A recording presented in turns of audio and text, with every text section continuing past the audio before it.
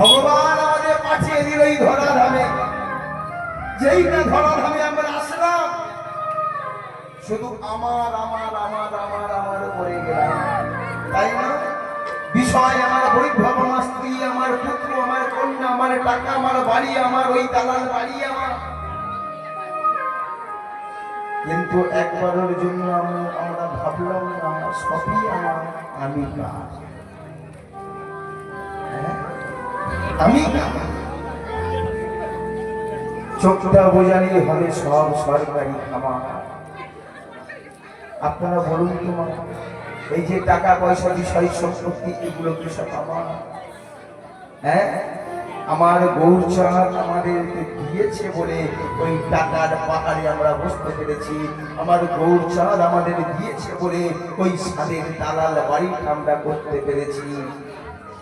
আর আমার গৌরচাঁদ যদি না দিত, ওই টাকার পাহাড়ে আমরা বসতে পারতাম না, ওই দালাল বাড়িটা আর করতে পারতাম না। ভাই ভাবুকগণ, ভাবুকগণ আমাকে বলতে কি এসেছি একা, চোখটা যখন বুঝে যাবে আমাদের যেতে হবে তো একা। আসার সময় ছেঁড়া কাপড় পর্যন্ত আনতে পারিনি গো, কিন্তু যখন চোখটা যখন বুঝে যাবে ওই ছেঁড়া কাপড় একটু নিয়ে যেতে পারবো না। তাই ভাবুকগণ আমাদের বললেন কি, তোর যদি খালি হাতে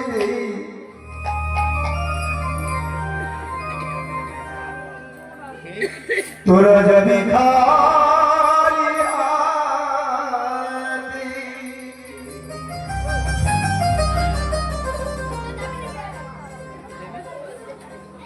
লেগেটা হয়ে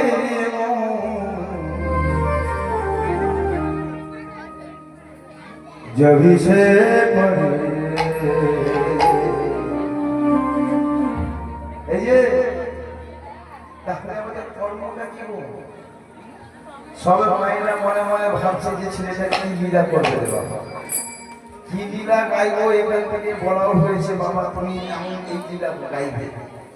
তাই কমিটির বাবাদের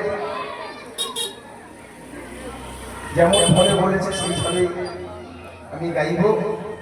রিকোয়েস্ট করেছেন যে বাবু তুমি এই লীলা গাইবে, তা কি লীলা গাইবো আমি বলছি, বলার আগে সবাই মিলে বাহুটা তুলতে বলিয়ে চৈতন্য মহাপ্রভু কি, রাধা রানী কি, আর একটু জোরে হবে কি বাবা, সবাই মিলে বাহুটা তুলতে হবে রাধে রাধে।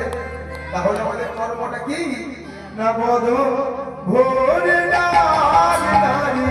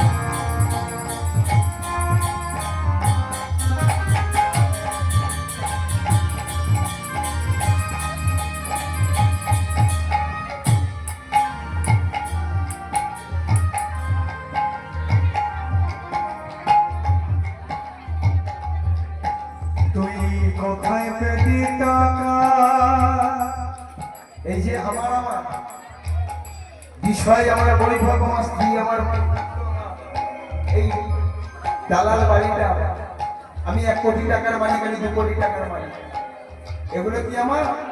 আমার গৌরচাঁদ দিয়েছে বলে কিন্তু আমার হয়েছে, না হলে কিন্তু হতে পারত। তাই বললেন কি, কোথায় পেলি টাকার দালাল কোঠা বাড়ি এসবই যে তারি দেওয়া দিবাই আজকে তুমি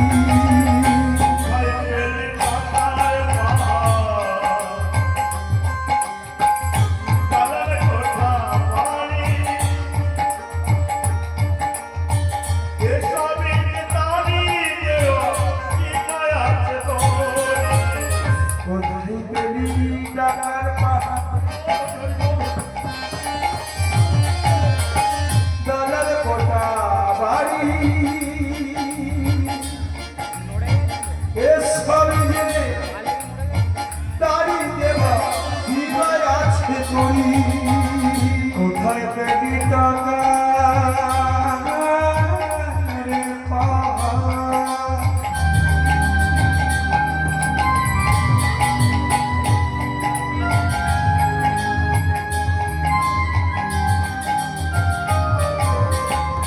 দালালে কোঠা বাড়ি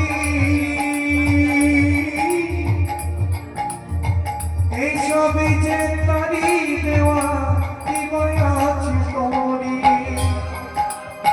ও তো মাটির দেহ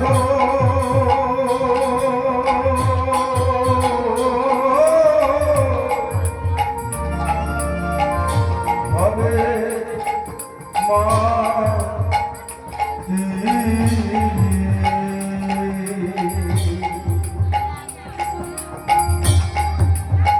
কত মাটির দেহ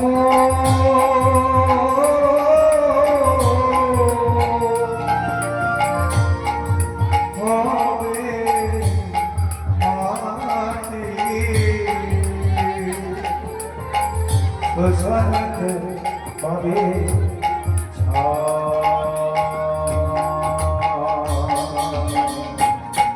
বদন ভরে না